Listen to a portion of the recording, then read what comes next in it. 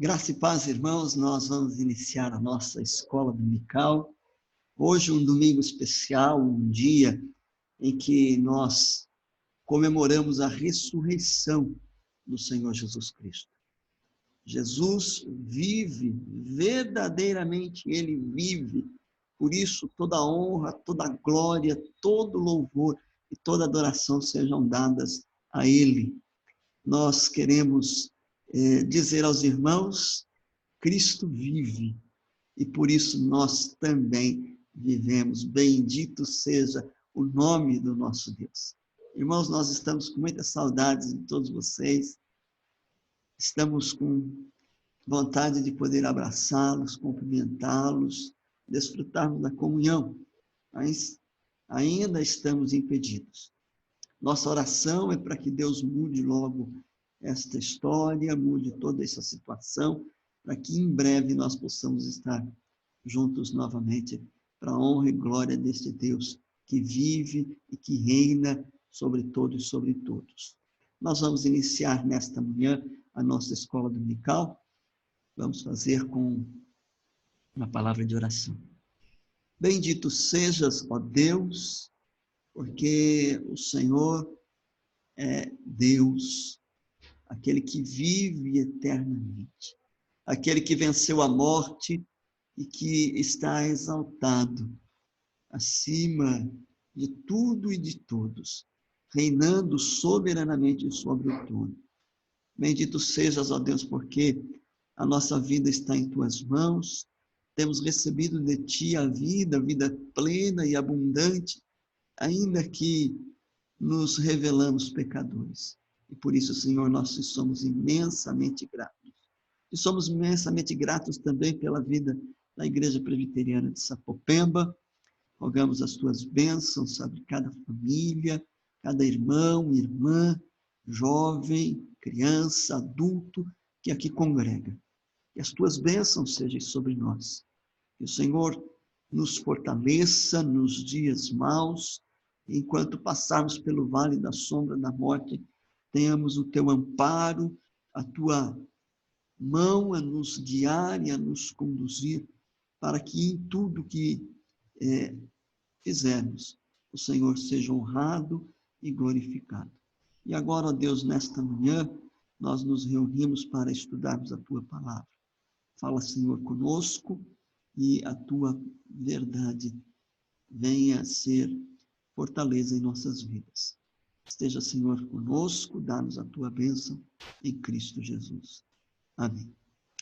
Irmãos, nós vamos ler a palavra de Deus que está lá em 1 Coríntios capítulo 1, 18 a 25, quando nós lemos assim: certamente a palavra da cruz é loucura para os que se perdem, mas para nós que somos salvos, poder de Deus. Pois está escrito: destruirei a sabedoria dos sábios e aniquilarei a inteligência dos instruídos. Onde está o sábio? Onde o escriba? Onde o inquiridor deste século?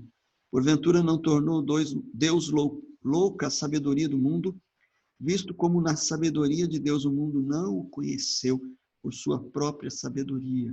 Aprove a Deus salvar os que creem pela loucura da pregação, porque tanto os judeus pedem sinais como os gregos buscam sabedoria.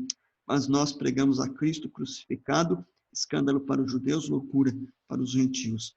Mas para os que foram chamados, tanto judeus como gregos, pregamos a Cristo, poder de Deus e sabedoria de Deus, porque a loucura de Deus é mais sábia do que os homens e a fraqueza de Deus é mais forte do que os homens.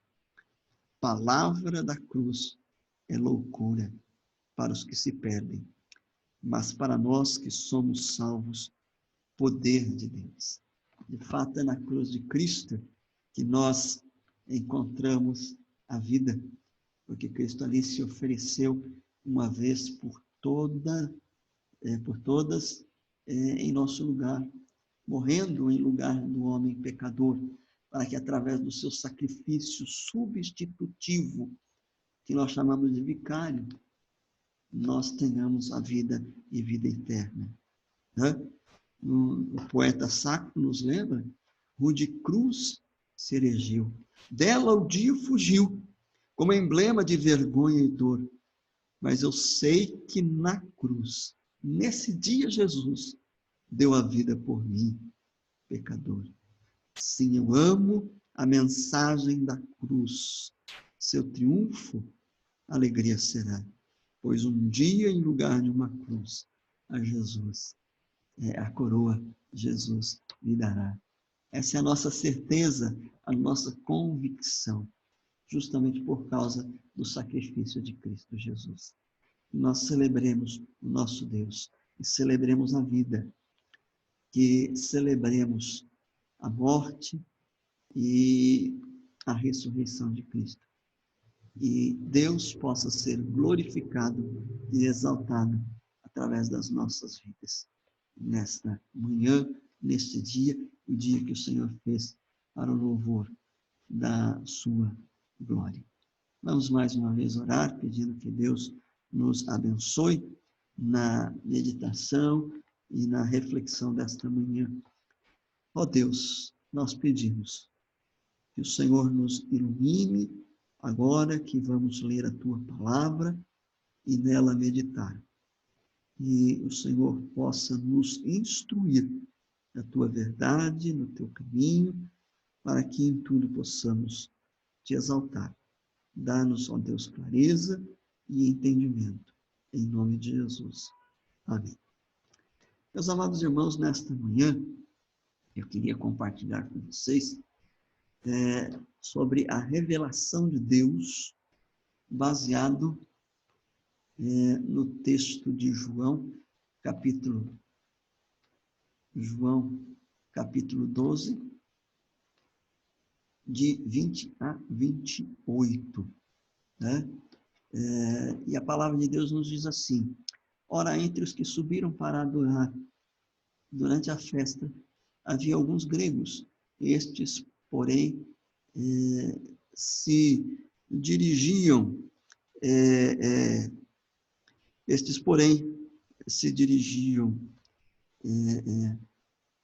a Filipe, que era de Betsaida da Galileia, e lhe rogaram: Senhor, queremos ver Jesus. Filipe foi dizê-lo a André, e André e Filipe o comunicaram a Jesus. Respondeu-lhes Jesus: é chegada a hora de ser glorificado o Filho do Homem. Em verdade vos digo, se o grão de trigo caindo na terra não morrer, fica ele só. Mas se morrer, produz muito fruto. Quem ama a sua vida, perde-a.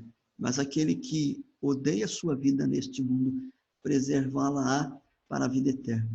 Se alguém me serve, siga-me. E onde eu estou, ali estará também o meu servo. E se alguém me servir, o Pai o honrará. O Pai o honrará. E agora está angustiada a minha alma. E que direi eu? Pai, salva-me desta hora. Mas precisamente com este propósito vim para esta hora. Pai, glorifica o teu nome. Então veio uma voz do céu: eu já o glorifiquei e ainda o glorificarei. Meus amados irmãos, eu queria refletir nesta manhã a respeito da crucificação, da morte de Cristo e da revelação que nós temos de Deus a partir desta crucificação. Né? Nós podemos dizer que, sem dúvida nenhuma, a cruz de Cristo é a maior e a melhor revelação da glória, da justiça e do amor de Deus. E ela nos responde muitas coisas. Então, é sobre isso que nós gostaríamos de meditar com você nesta manhã. Para iniciarmos, eu gostaria de lembrar a você que a cruz de Cristo tem voz. A cruz de Cristo tem voz. Ela, ou através dela, Deus está falando a nós, falando ao nosso coração, está falando ao mundo. Deus é Espírito. E esse Deus, que é Espírito, tem na sua palavra o principal instrumento de autorrevelação ao homem. O que é que Deus está revelando de si mesmo ali na cruz? É essa questão que nós vamos estar respondendo nesta manhã, e nós vamos verificar que Deus nos fala ali na cruz a respeito das coisas necessárias que revelam-nos a sua glória, a sua justiça e o seu amor. Em primeiro lugar, eu quero dizer para você que a cruz revela a glória de Deus. Esse é o primeiro aspecto. A cruz, ela revela a glória de Deus. Esse é o primeiro aspecto a ser destacado e salientado. A cruz, ela revela a glória de Deus. Nós precisamos compreender a glória. E aqui eu quero me valer a definição de um pregador contemporâneo, o reverendo Mark Jones. Ele vai dizer que a glória, um dos aspectos, e aspecto que nós vamos abordar nesta lição, é que a glória é a soma dos seus atributos, atributos que tornam Deus como sendo o Deus da glória. A sua glória, diz ele, é o cintilar da divindade. A vida de Deus está na sua glória, e a sua glória não pode aumentar ou diminuir, pois a sua glória é infinita, imutável, eterna e assim por diante. Essa glória pertence ao Pai, ao Filho e ao Espírito Santo, porque cada pessoa compartilha da essência divina. Se nós observarmos, nós vamos verificar que lá no Antigo Testamento, a glória de Deus, primeiramente, ela se revela na natureza. O Salmo 19 é um salmo bastante conhecido de todos nós, vai nos dizer que os céus proclamam a glória de Deus e o firmamento anuncia as obras das suas mãos. Portanto, é por meio das coisas pela qual Deus criou que ele vai dar a se conhecer, ele se faz notar, ele manifesta a sua glória. No entanto, essa glória também ela é perceptível na história de Israel, a nação que é redimida, transformada e comprada pelo sangue de Cristo Jesus. No Salmo 97, a partir do versículo 2, nós vamos ler o seguinte: nuvens e escuridão o rodeiam, justiça e juízo são a base do seu trono. Adiante dele vai um fogo que lhe consome os inimigos em redor. Os seus relâmpagos alumiam o mundo, a terra os vê e estremece. Derretem-se como cera os montes na presença do Senhor, na presença do Senhor de toda a terra. Os céus anunciam a sua justiça e todos os povos veem a sua glória. O profeta Isaías, por sua vez, vai registrar o seguinte, no Isaías 35, versículo 2, ele diz assim: florescerá abundantemente, jubilará de alegria e exultará. Deu-se-lhe a glória do Líbano, o esplendor do Carmelo e de Saron. Eles verão a glória do Senhor, o esplendor do nosso Deus. No Isaías ainda, no capítulo 40, versículo 5, nós lemos: a glória do Senhor se manifestará a toda a carne, e toda a carne verá, pois a boca do Senhor o disse. Então, quando nós olhamos para a realidade do Antigo Testamento, Deus se dá a conhecer através da natureza, através do seu povo redimido, comprado pelo sacrifício de Cristo lá no futuro. Quando nós voltamos os nossos olhos para o Novo Testamento, nós vamos verificar que a glória ela vai estar agora associada a Jesus Cristo. E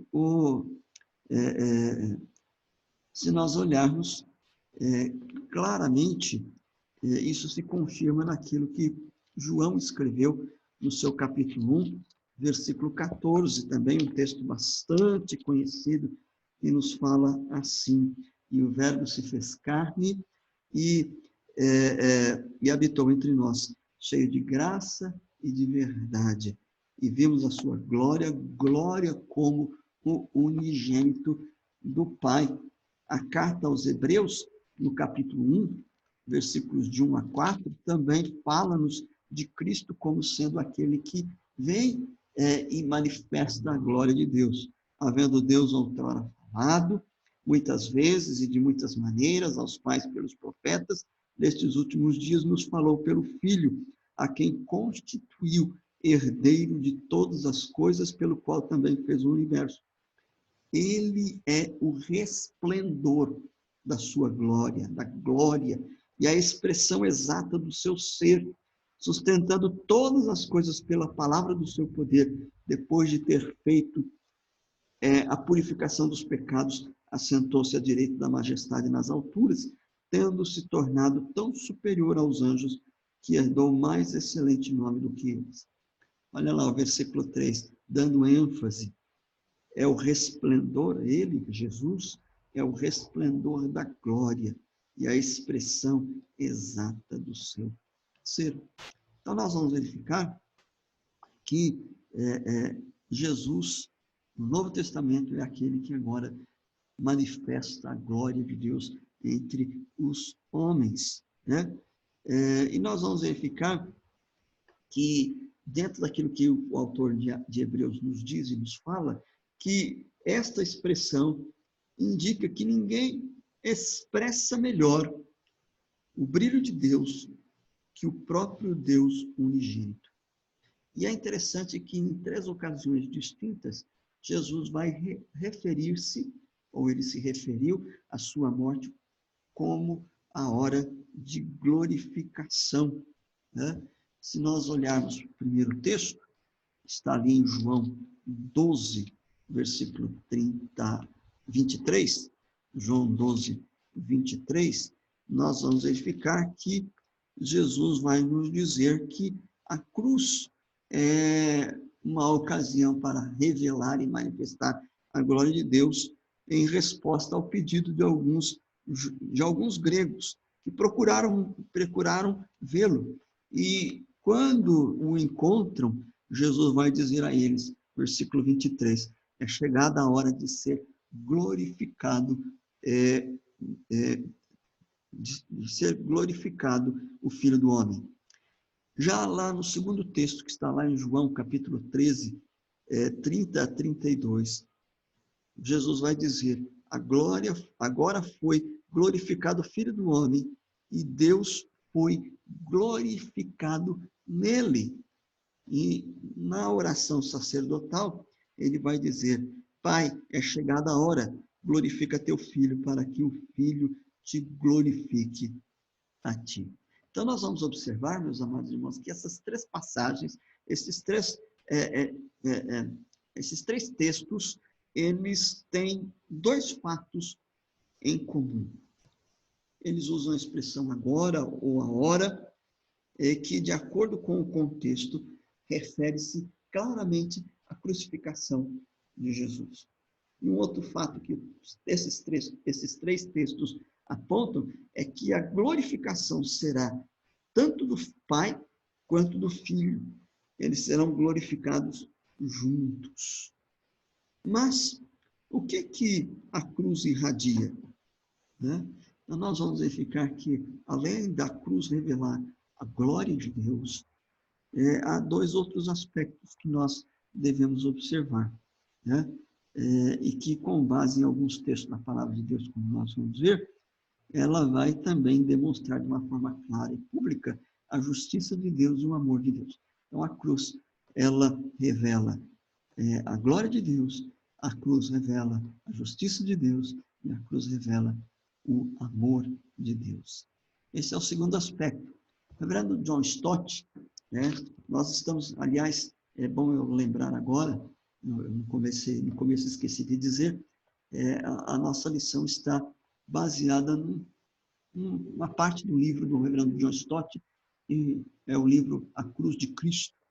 Então, nós nos baseamos nesse livro para elaborarmos essa lição. E lá naquele livro, Jesus o John Stott vai dizer, a cruz demonstra com igual viveza a justiça de Deus em julgar o pecado, como a sua misericórdia em justificar o pecador. Então, a cruz revela a glória de Deus. Em segundo lugar, a cruz revela a justiça de Deus. Há uma expressão que comumente nós ouvimos, né? E não é nada novo, né? Algumas pessoas que, não compreendendo a palavra de Deus, nos inquirem. Onde está a justiça de Deus nesse mundo tão injusto? Né? Lá no Salmo 73, nós vamos encontrar essa declaração. A ideia é, por que os ímpios prosperam? Por que os inocentes, os justos, aqueles que temem a Deus sofrem? Esse é o questionamento. Onde está a justiça de Deus? Né? Então, o justo parece guardar em vão a sua integridade. É essa a conclusão que chega o salmista. A princípio, ele vai dizer, olha, parece-me que foi inútil eu ter vivido de forma íntegra os teus caminhos, porque aqueles que não te temem, pelo contrário, zombam de ti, eles prosperam em tudo, parece que nada lhes afeta. Depois medite lá no Salmo 73 e você vai perceber. Então, homens e mulheres têm procurado encontrar sinais da presença da justiça de Deus em situações de desgraça e calamidade. Tem gente questionando, cadê? Se Deus é justo, por que nós passamos o que nós enfrentamos? Por que temos que lidar com essa pandemia que tem matado muita gente? O reverendo John Stott, respondendo a este questionamento, faz de dois modos complementares. Ele vai dizer, onde está a justiça de Deus? Né? Ele vai nos lembrar, primeiramente, olhando para o juízo final, onde todas as coisas serão julgadas à luz da justiça de Deus. Isso significa que quando chegar o dia de Cristo, os pecados acumulados serão finalmente tratados. Finalmente tratados. Se nós abrirmos a palavra de Deus, lá em Apocalipse, no capítulo 20, versículo 12, vi também os mortos, os grandes e os pequenos, postos em pé diante do trono, então se abriram os livros, ainda outro livro, o livro da vida, foi aberto e os mortos foram julgados segundo as suas obras, conforme lhes achava escrito no livro da vida. Então, vejam só. Então, nós devemos estar atentos ao fato de que todos os desequilíbrios da justiça só serão corrigidos no dia de Cristo, no juízo final. Antes disso, nós precisamos deixar Deus, que Ele seja Deus. Não se preocupar, entregar nas mãos de Deus. Não procure encontrar justiça no mundo onde jaz no maligno. No dia do juízo, Deus há de revelar. Mas John Stott nos lembra que nós devemos estar olhando para o juízo decisivo já realizado lá na cruz do Calvário. Então, o apóstolo Paulo, quando disse aos atenienses que Deus estabeleceu um dia em que há de julgar o mundo com justiça por meio de um varão que destinou e acreditou diante de todos, ressuscitando dentre os mortos, está lá em Atos 17:31. Então, o juízo, de uma certa forma, também já se deu em Cristo Jesus. Né? Então, surge uma outra questão diante disso. De que maneira a cruz revela a justiça de Deus? E nós encontramos a resposta dada pela palavra de Deus em dois textos. Dois textos do apóstolo Paulo apontam-nos para esta verdade. Né? 2 textos. O primeiro deles está lá em Romanos 3, de 21 a 23, quando Paulo nos diz assim: mas agora, sem lei, se manifestou a justiça de Deus, testemunhada pela lei e pelos profetas, justiça de Deus mediante a fé em Jesus Cristo, para todos os que creem, porque não há distinção, pois todos pecaram e carecem da glória de Deus. A justiça, diz no apóstolo Paulo, nesse primeiro texto, é de Deus. E a ênfase recai sobre a posse, ou seja, como a justiça é dele, e nós não temos como a justiça é dele, nós não temos a nossa própria, por falta de méritos e pela natureza pecaminosa que temos, nós precisamos lançar mão do caminho que Deus escolheu para revelar a sua justiça. E ela é sem lei, porque a função da lei é condenar e não justificar. Então, a cruz revela-nos a justiça de Deus pelo fato de Cristo ter morrido em lugar dos nossos pecados. Ele pagou o escrito de dívida que era contra nós. E assim, o segundo texto está lá, em 1 Coríntios capítulo 1, versículo 30. Mas vós sois dele, em Cristo Jesus, o qual se tornou da parte de Deus sabedoria e justiça e santificação e redenção.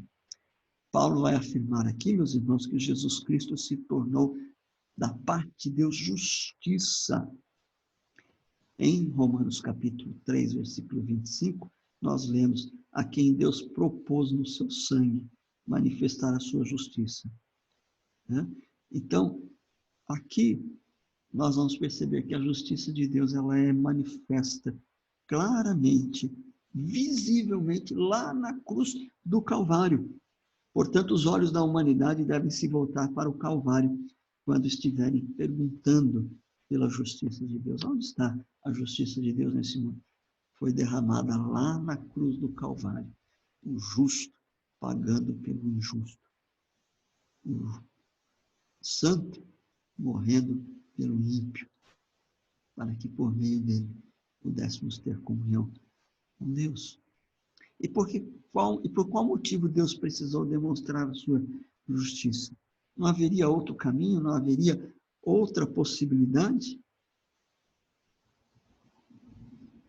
Lá em Romanos capítulo 3, versículos 25 a 26, nós encontramos a resposta dada pelo apóstolo Paulo a esta questão.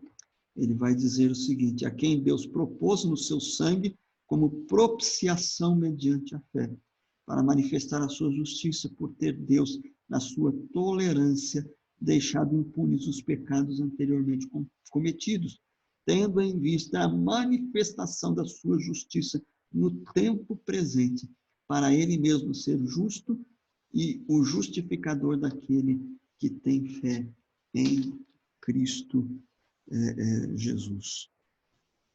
Então, o reverendo John Stott, comentando esse texto, ele nos diz com muita propriedade o seguinte: Paulo afirma 2 vezes a necessidade da cruz, embora cada vez ele acrescente uma explicação diferente.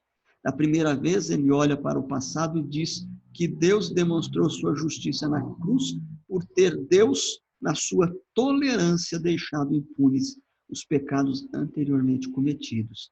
E a segunda vez, ele olha na cruz para o presente e para o futuro e diz que Deus demonstrou, de fato, continua a demonstrar a sua justiça no tempo presente, para que ele mesmo seja justo e justificador daquele que tem fé em Jesus Cristo. Continua o reverendo John Stott nos dizendo: por causa da sua tolerância passada para com os pecadores, Deus havia criado um problema para si mesmo. Pecado e culpa e juízo deveriam estar inexoravelmente, inabalavelmente ligados em seu mundo moral. Embora em restrição própria ele pudesse ter adiado o seu juízo, não poderia permitir o acúmulo de pecados humanos continuasse indefinidamente, muito menos cancelar de todo o juízo. De fato, ele destruiria tanto a si mesmo quanto a nós. Ele se destruiria contradizendo seu caráter divino de justo legislador e juiz, e nos destruiria contradizendo a nossa dignidade humana de pessoas moralmente responsáveis, criados à sua imagem. Agora, ninguém pode acusar Deus de apoiar o mal, de apresentar indiferença ou injustiça moral. Por quê? A ira de Deus foi derramada em Cristo Jesus. É por isso que Cristo vai à cruz do Calvário, para que a ira de Deus pudesse ser evidenciada contra o ímpio, contra o pecado, e assim pudéssemos desfrutar da vida que há em Cristo Jesus, porque lá na cruz a justiça de Deus se manifestou para nos justificar diante de Deus e desfrutarmos da sua presença. E em terceiro lugar, eu quero dizer que a cruz ela revela também o amor de Deus. Então vejam só, obviamente que as indagações humanas ainda persistem, ou seja, como é que nós podemos conciliar o amor de Deus com as tragédias pessoais? Inundações, terremotos, uma pandemia que nós estamos vendo assolando o mundo, né? Onde está o amor de Deus nesse momento? Não é assim que algumas pessoas questionam? Então, nós vamos primeiramente evidenciar e declarar que a declaração de Paulo a respeito do amor de Deus. A resposta está lá em Romanos 5, versículo 8. Deus prova seu próprio amor para conosco, pelo fato de ter Cristo morrido por nós, sendo nós ainda pecadores.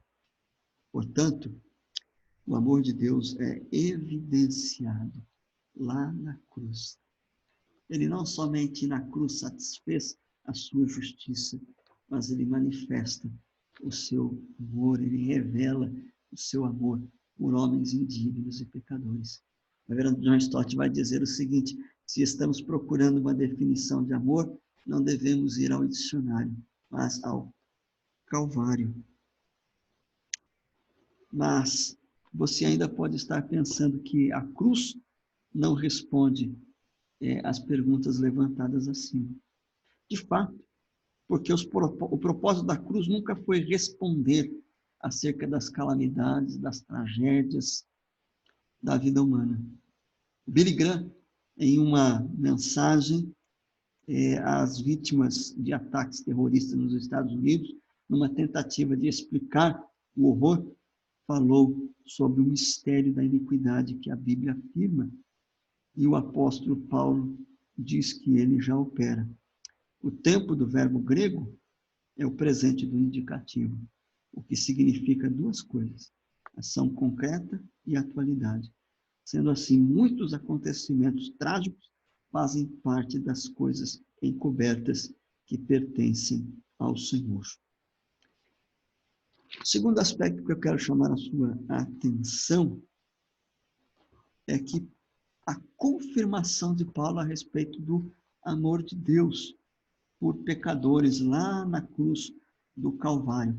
Se nós abrirmos a palavra de Deus na primeira carta de Paulo, ou de João, primeira carta de João, capítulo 4, versículo 10, nós lemos o seguinte: nisto consiste o amor, não que nós tenhamos amado a Deus, mas em que ele nos amou e enviou seu Filho como propiciação pelos nossos pecados.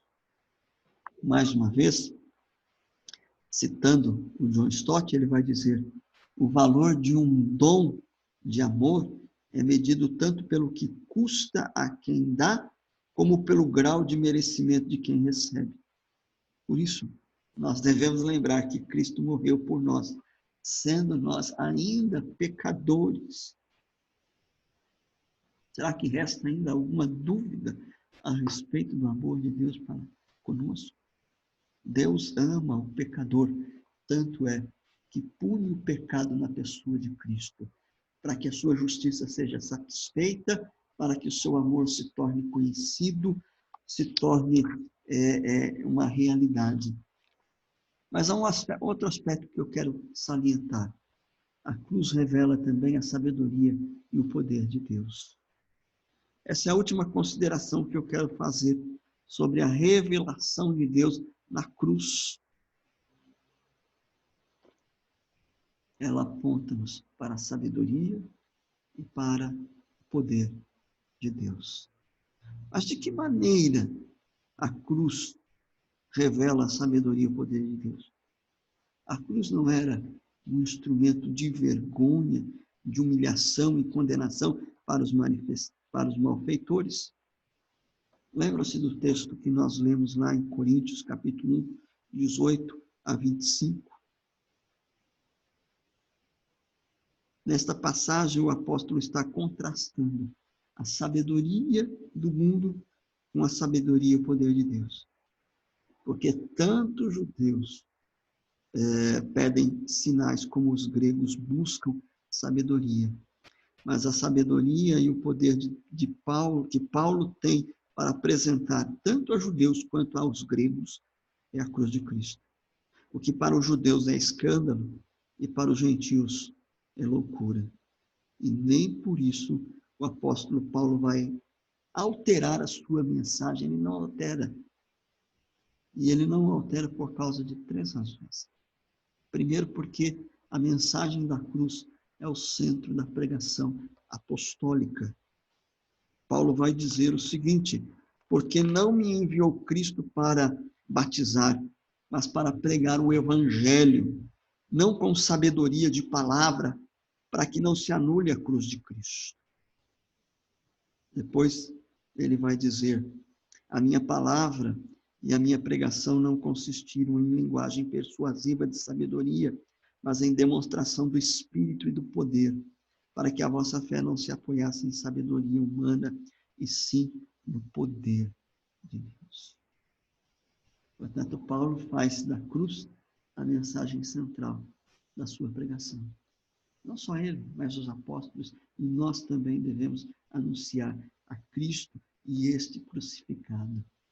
É ali, na cruz, que a justiça de Deus foi satisfeita, o amor evidenciado e revelado a sua glória.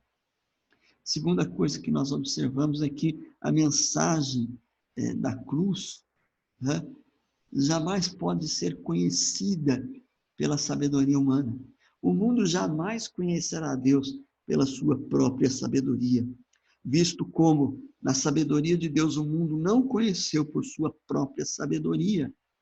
O profeta Isaías é citado por Paulo em 1 Coríntios 1:19, afirmando que Deus já havia declarado a sua intenção de destruir a sabedoria do sábio e frustrar a inteligência dos entendidos.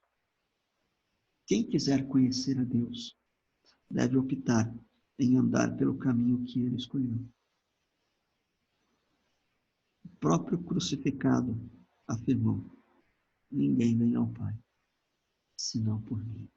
O caminho é Cristo. E a terceira razão, é que a razão da crucificação de Cristo revela sabedoria e poder de Deus. Já conhecemos todos os benefícios que advêm da cruz aos pecadores. A obra única, completa, perfeita de Cristo Jesus demonstra a eficácia e a eficiência da crucificação. Se nós abrirmos lá em Hebreus, capítulo 9,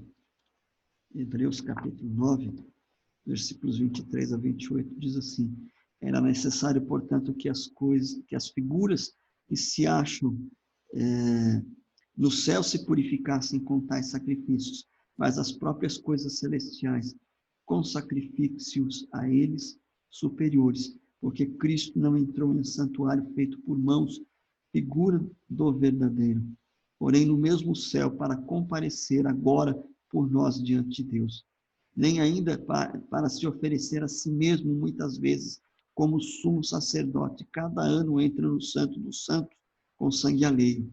Ora, neste caso, seria necessário que ele tivesse sofrido muitas vezes, desde a fundação do mundo. Agora, porém, ao se cumprirem os tempos, se manifestou uma vez por todas para aniquilar pelo sacrifício de si mesmo pecado, para aniquilar pelo sacrifício de si mesmo o pecado.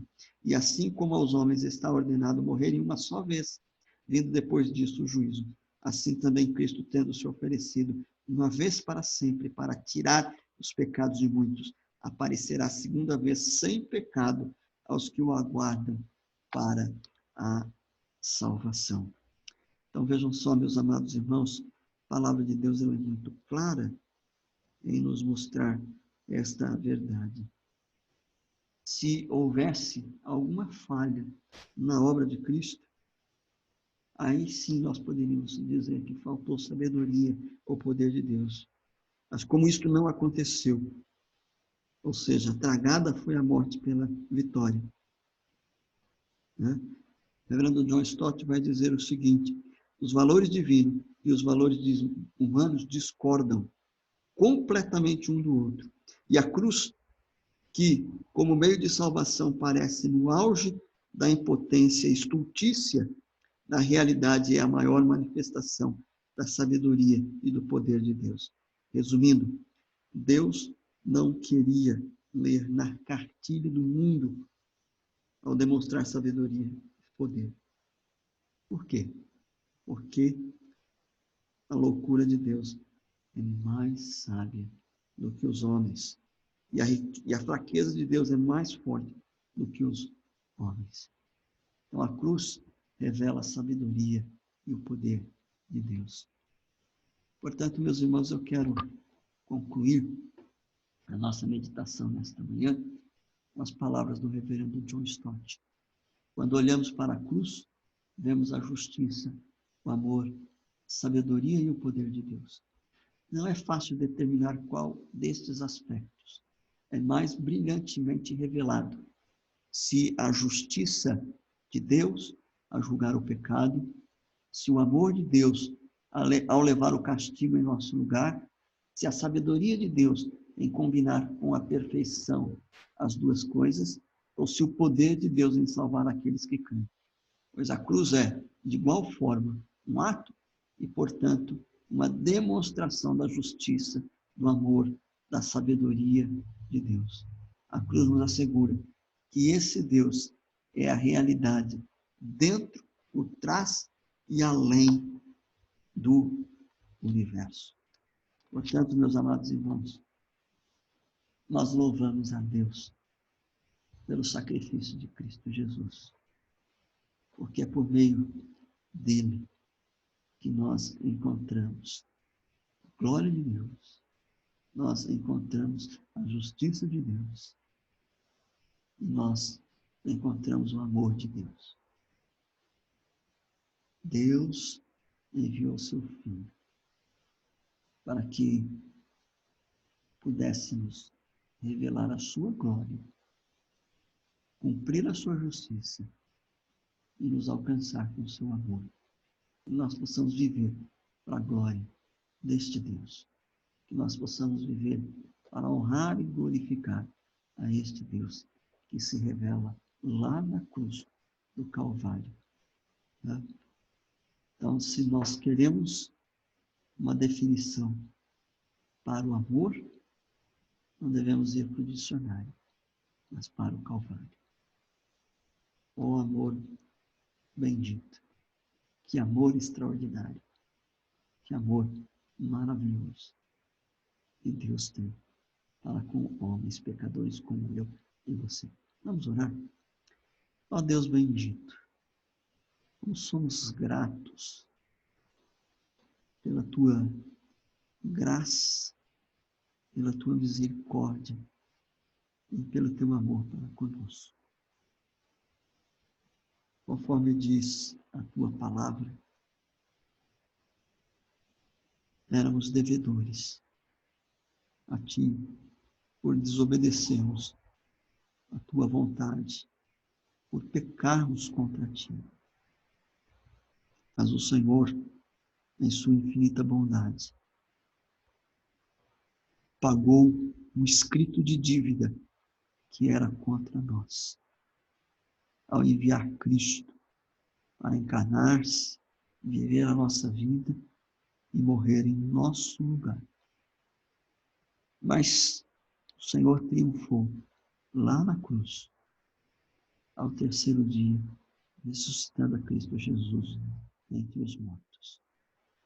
E por meio dele, alcançamos a justiça, desfrutamos do teu amor e contemplamos agora tua glória, tua sabedoria, tua grandeza e o teu poder.